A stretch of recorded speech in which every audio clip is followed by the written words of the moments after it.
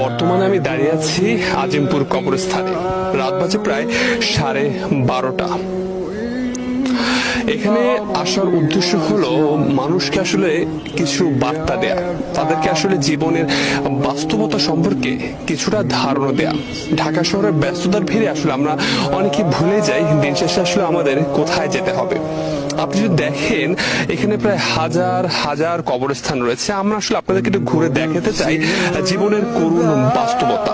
দেখুন, পরিবেশটা দেখুন এবং এই কবরস্থানগুলোর দিকে একবার তাকান।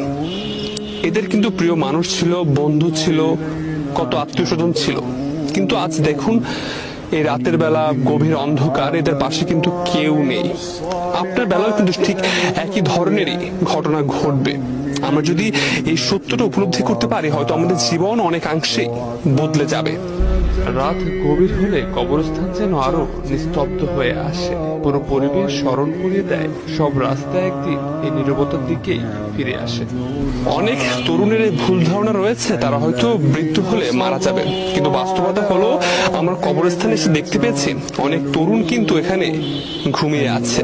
তারা কিন্তু চলে গেছে পৃথিবী ছেড়ে। এবং আপনি দেখেন আমার সামনেই কিন্তু একটি কবর রয়েছে যেখানে আমাদের মতো তরুণী কিন্তু ঘুমিয়ে আছে চিরনিদ্রায়।